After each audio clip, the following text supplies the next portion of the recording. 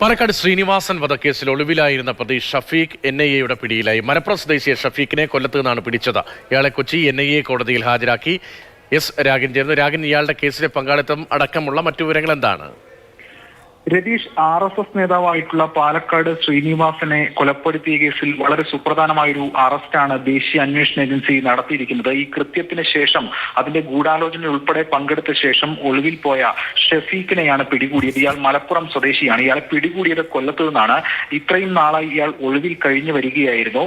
PFIയുടെ hit ലിസ്റ്റിൽ ഉൾപ്പെട്ട അല്ലെങ്കിൽ ഹിറ്റ് സ്ക്വാഡിൽ ഉൾപ്പെട്ട ആളാണ് ഇയാൾ എന്നാണ് ദേശീയ അന്വേഷണ ഏജൻസി വ്യക്തമാക്കുന്നത്. മെഷീനറി ആൻഡ് ഹിറ്റ് ലിസ്റ്റ് എന്നാണ് NIA, ഹിറ്റ് സ്ക്വാഡ് എന്നാണ് NIA പറയുന്നത്. അതായത് ഇത്തരത്തിലുള്ള ഹീന കൃത്യങ്ങൾക്കൊക്കെ പോകുകയും അത് നടപ്പാക്കുകയും ചെയ്യുന്ന അവരുടെ PFIയുടെ ഗ്യാങ്ങിൽപ്പെട്ട ആളാണ് ഇയാൾ എന്നാണ് അന്വേഷണത്തിൽ ബോധ്യമായിട്ടുള്ളത്.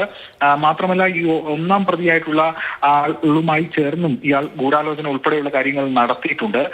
2022 ശ്രീനിവാസനെ കൊലപ്പെടുത്തുന്നത്. അതിനുശേഷം കേന്ദ്ര ആഭ്യന്തര മന്ത്രാലയത്തിന്റെ ഉത്തരവിന്റെയൊക്കെ അടിസ്ഥാനത്തിൽ ദേശീയ അന്വേഷണ ഏജൻസി കേസ് ഏറ്റെടുക്കുകയായിരുന്നു. 71 പേരെ ഇതിനോടകം തന്നെ ഐഡന്റിഫൈ ചെയ്യപ്പെട്ടിട്ടുണ്ട്. അറസ്റ്റ് ഉൾപ്പെടെയുള്ള കാര്യങ്ങൾ ഉണ്ടായിട്ടുണ്ട്. 2 കുറ്റപത്രങ്ങളാണ് ഈ കേസുമായി ബന്ധപ്പെട്ട് കഴിഞ്ഞ 2023 NIA കോടതിയിൽ സമർപ്പിച്ചത്. അതിനുശേഷമാണ് ഇപ്പോൾ സുപ്രധാനമായ അറസ്റ്റ്. വളരെ പ്രധാനപ്പെട്ട അറസ്റ്റാണ് ഉണ്ടായത്. രാഗിനാണ് വിവരങ്ങൾ കൊച്ചിയിൽ നൽകിയത്.